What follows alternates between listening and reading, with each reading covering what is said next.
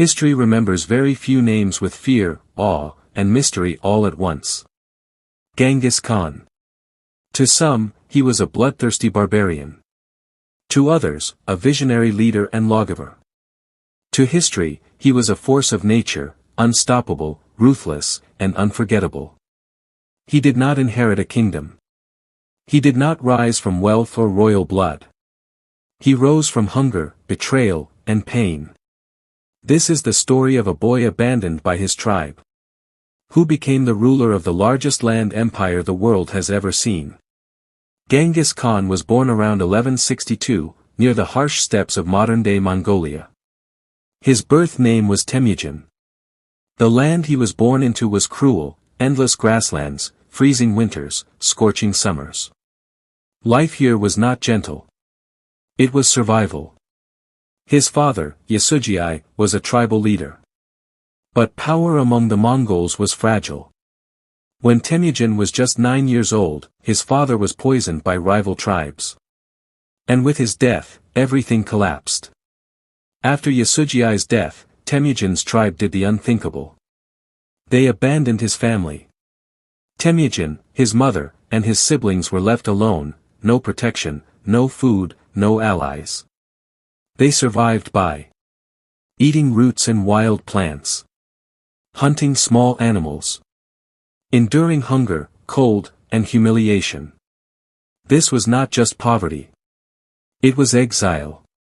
During this time, Temujin learned a lesson that would define his life. Trust is rare. Strength is survival. Temujin's childhood was filled with pain. He was captured by enemies and enslaved. He wore a wooden collar meant to break his spirit. But he escaped. Again and again, life tried to crush him. Again and again, he refused to stay down.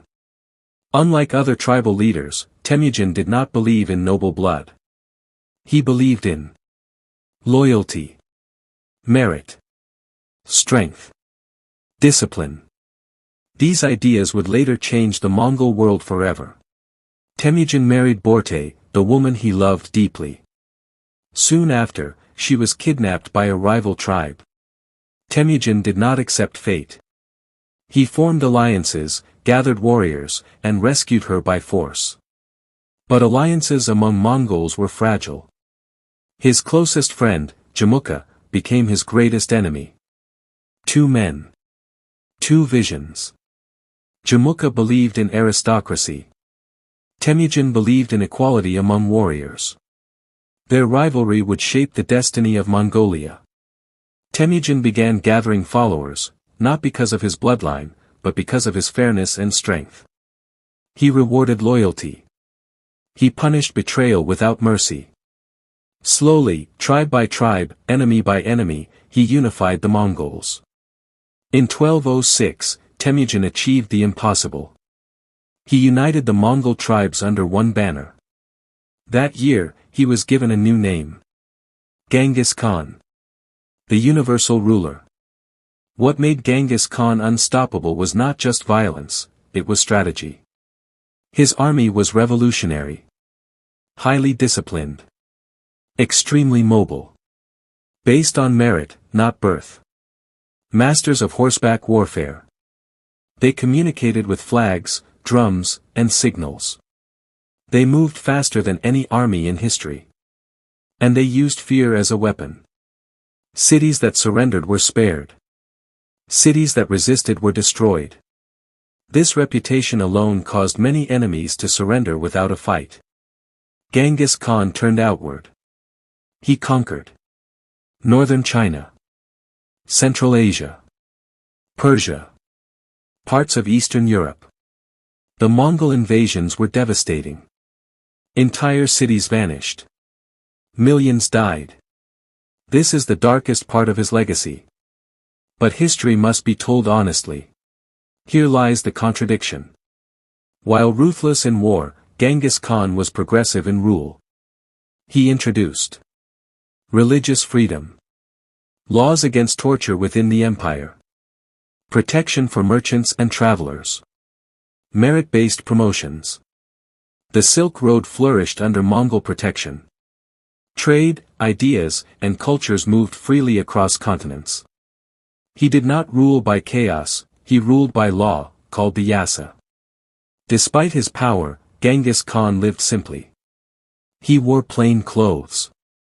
He slept in tents. He shared hardships with his soldiers.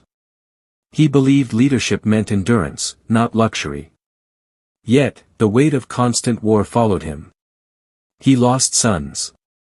He watched empires burn. He carried the burden of a world conquered through blood.